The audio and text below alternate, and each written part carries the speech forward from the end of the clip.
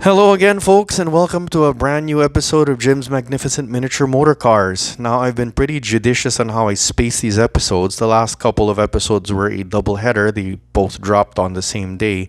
But for the most part, you'll notice I've been spacing them at 3 day intervals. So it's entirely possible that by the time this episode drops on February 23, I will have started recording new material that I can again post at 3 day intervals. In the meantime, though, I'm definitely taking that sabbatical I was talking about a few episodes ago. Is it possible that I'll be able to start uploading new material by the time you watch this? Well, I hope so. That'd be great. But if not, well, I hope you guys are able to enjoy this episode in the meantime. Anyway, what do we have today? We have a magnificent Mini GT 4GT in the iconic Gulf colors. If you'll recall, a few episodes ago, I unboxed a Porsche 911 GT3R with the same color scheme. The Gulf color scheme is legendary in motorsport. It's been associated with a lot of big names like Ford, Porsche, McLaren. The list goes on and on. Anyway, I'm not much of a Gulf collector, but I do like seeing their livery on the cars that I like this Ford GT. This is, by the way, this is an LM edition Ford GT, not the road car, not the Mark II track only special. So basically, this is the third iteration of the LM GT that I've picked up. I mean, you know that I already unboxed the black version and the 4 car set of the race version. So, and you know what I gave those cars as well. You know that I gave them all a perfect 10. So, Mini GT would have to have screwed up pretty badly for me to not give this car a 10. And to be fair, you can actually, because of the way this packaging is laid out, you can actually see the car. Okay, by the way, this is a US exclusive, but I was able to get a hold of it through my wonderful retailer, Hobby Stock.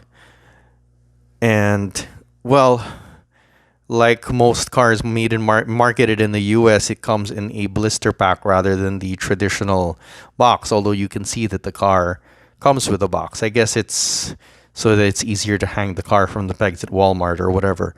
Anyway, I'm not much of a fan because this means I will have to destroy this blister to get to the car. It's a little extra work for me. Okay, so let's proceed with the unboxing.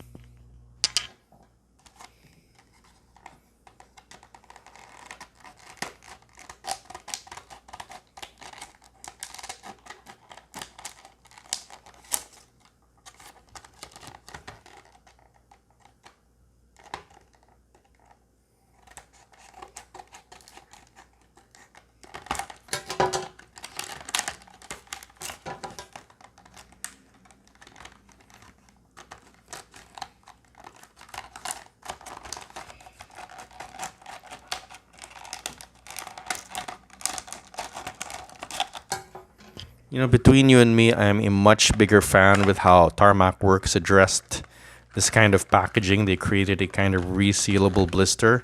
Not the case here with Mini GT. It just feels so wasteful, if I'm honest. Now I'm gonna throw this big plastic thing away. But anyway, now let's take out what we all came here for.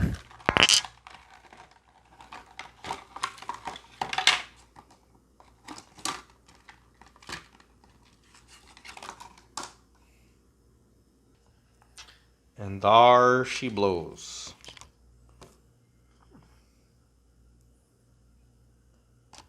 The Ford GTLM with the Gulf scheme. Let's try to get a better bit of focus here. Okay.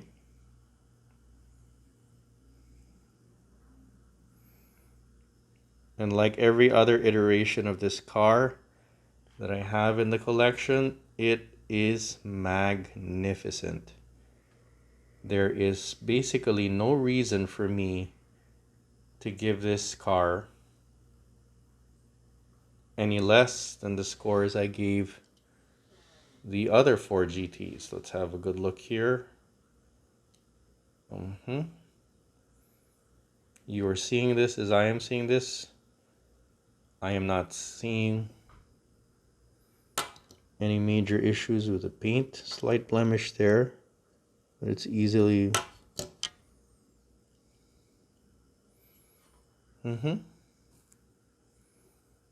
Oh my, yep, this is...